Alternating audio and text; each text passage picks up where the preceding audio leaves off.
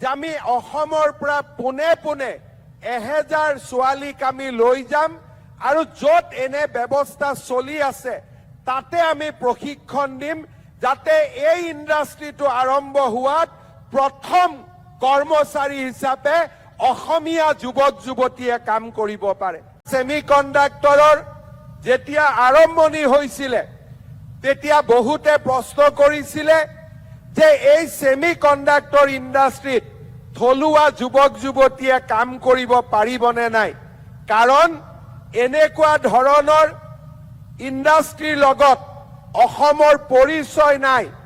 আৰু আমি এনে কামত সফল হ'ব পাৰিম নে নাই। টাটা ইলেক্ট্ৰনিক্সৰ MD ডক্টৰ ৰন্ধীৰ ঠাকুৰ ডাঙৰীয়াক এই বিষয়ে মই জনোৱাত তেখেতে মোক কৈছিলে যে আমি অসমৰ পৰা পোনে পোনে 1000 ছোৱালীক আমি লৈ যাম আৰু য'ত এনে ব্যৱস্থা চলি আছে তাতে আমি প্ৰশিক্ষণ দিম যাতে এই ইণ্ডাষ্ট্ৰিটো আৰম্ভ হোৱাত প্ৰথম কৰ্মচাৰী হিচাপে অসমীয়া যুৱক যুৱতীয়ে কাম কৰিব পাৰে। আজি আপোনালোকে আমাৰ সৰু ফিল্মটোত দেখিছিলে যে যিমান ছোৱালীয়ে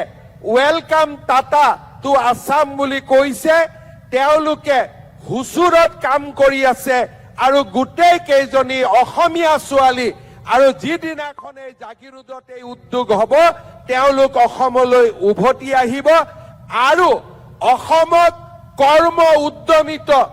এক নতুন যুৱ শক্তিৰ সৃষ্টিত তেওঁলোকে প্ৰেৰণাৰ স্ৰোত হিচাপে কাম কৰিব।